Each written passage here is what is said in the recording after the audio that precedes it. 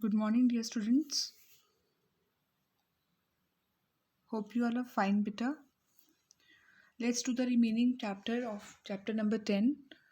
Beta, in the last class, we have read that Baldev, who was narrator's childhood friend, came to him to meet him.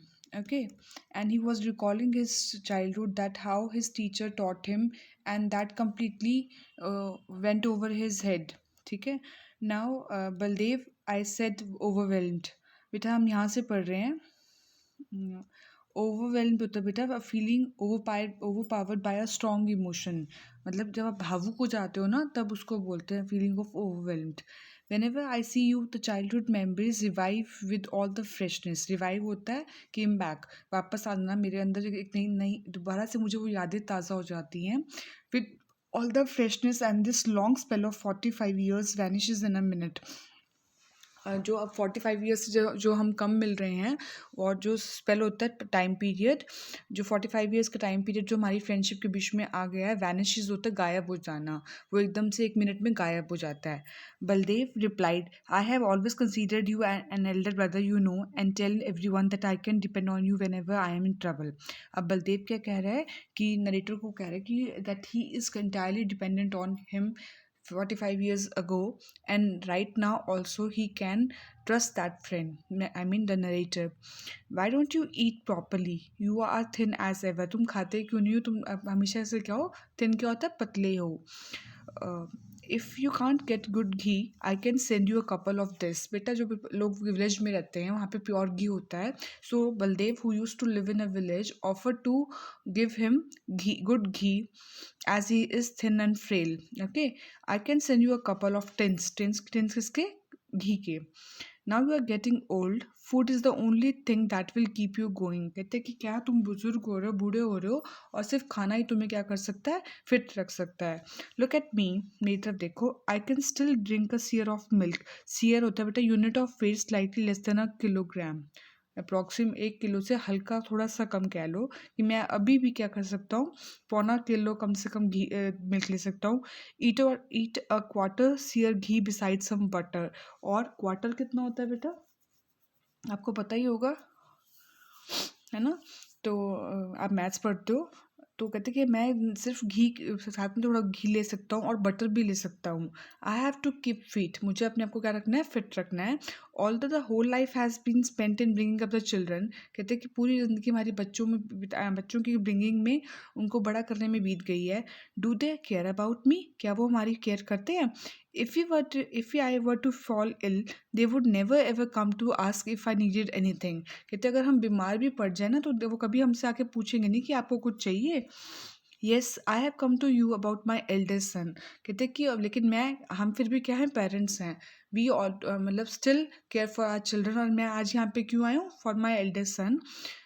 You know he is also a hefty and well built man like me. Hefty होता है बेटा strong built कह सकते हो, जो heavy होता है. And well built लंबा चौड़ा मेरी तरह. And can never take anything lying down. और वो किसी भी गलत चीज़ को बर्दाश्त नहीं कर सकता. On a number of occasions, he quarreled with the police, and they have always been on the lookout for an opportunity to implicate him.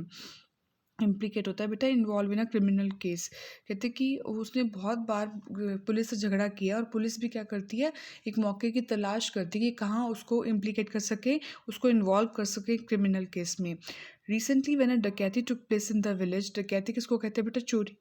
चोरी को कहते हैं. They got their chance and during the investigation robbed him in. कहते हैं जो recently village में क्या, एक डकैती हुई और उनको मौका मिल गया और उन्होंने मेरे बेटे को फंसा लिया.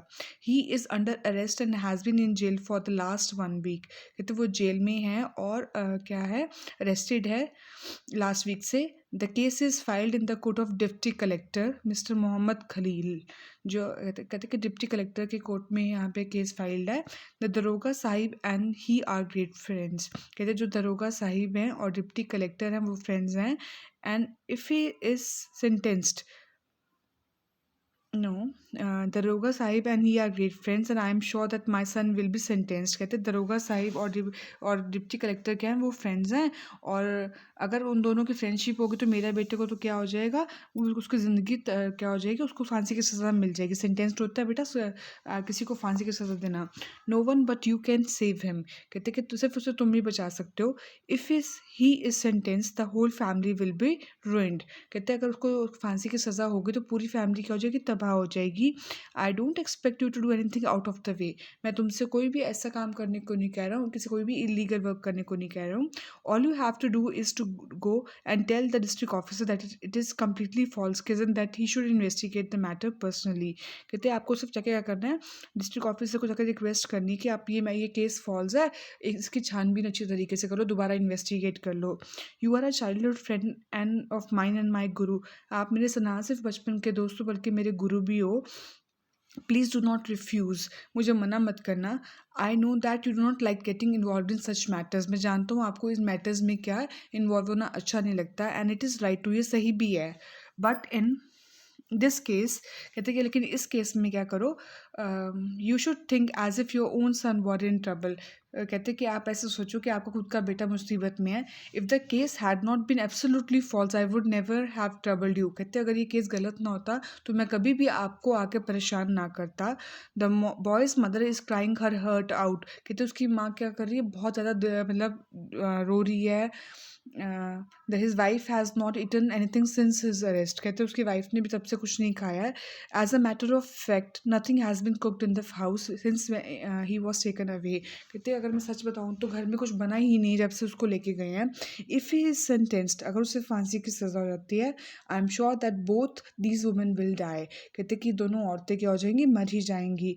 आई have consoled them by saying that as long as you are alive no one can harm the boy, लेकिन मैंने उन दोनों को धैर्य क्या दिया है, उनको रिलैक्स कैसे किया है, जब तक तुम हो हमारे बच्चे को कोई कुछ नहीं कर सकता। Now I was in a great fix kind of shock कह सकते हो, मैं एक सदमा सा लग गया जैसे मुझे।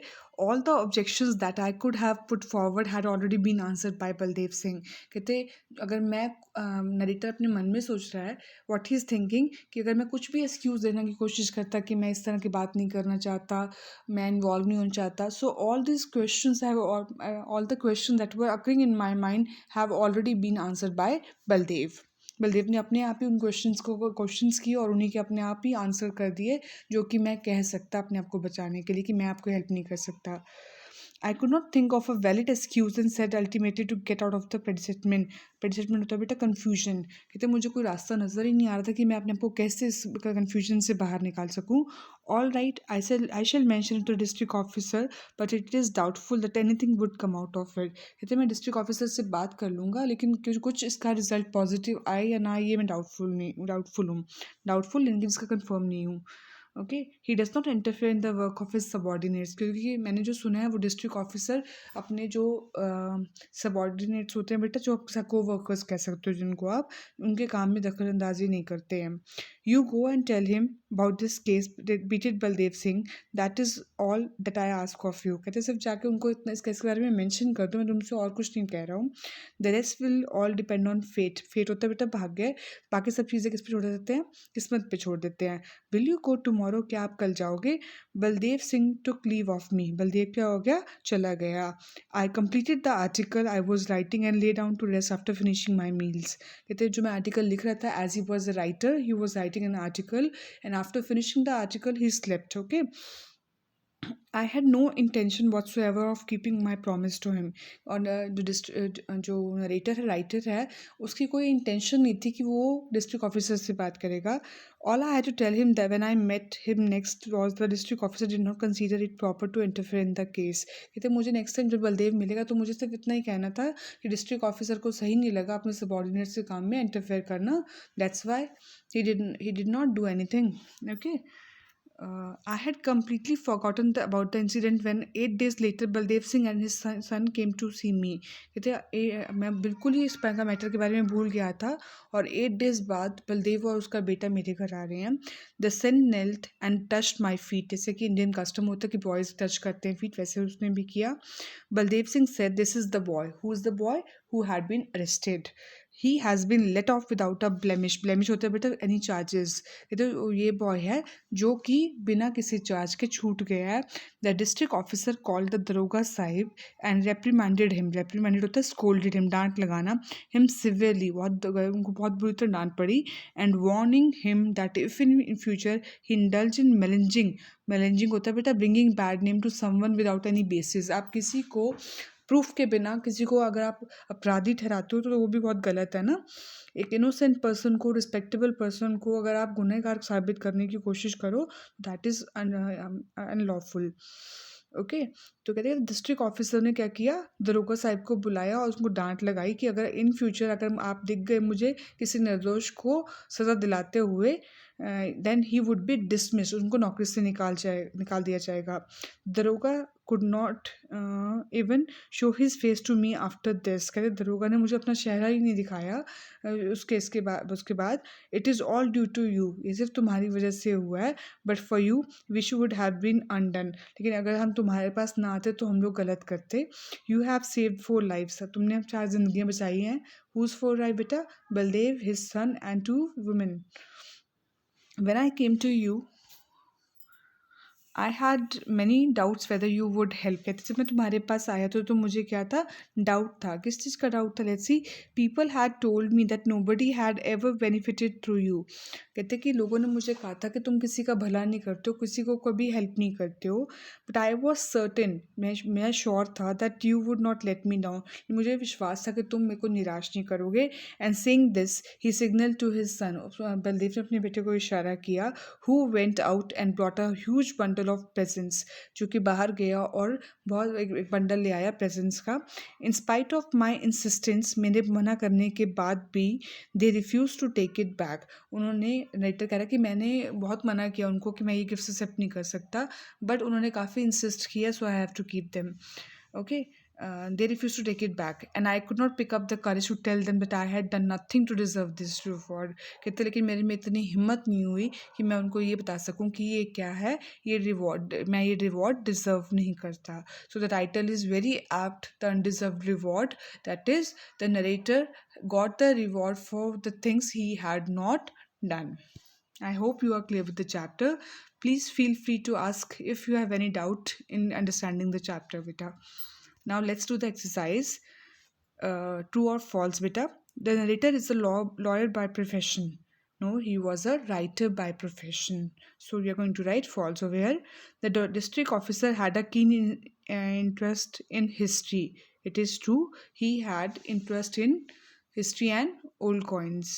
It was the habit of narrator basically, but the district officer liked this. The narrator and Baldev used to be classmates about 10 years back. No, it was long time back, so it is false. Baldev came to see the narrator because he was keen to revive an old friendship. False. He came to a narrator to take help of him. Okay, the narrator requested the district officer to help his friend. False. He forgot to mention it to district officer. Baldev was thankful to the narrator for saving his son. Yeah, it is true because he thought that the narrator had talked to the district officer about the case and that's why his son had been released. So it is true. I hope you are clear with this. Please try part B of this part B and yeah, there are 7 questions in part B. Please try down them in your rough notebook. Till then, bye beta, take care of yourself. Happy New Year everyone.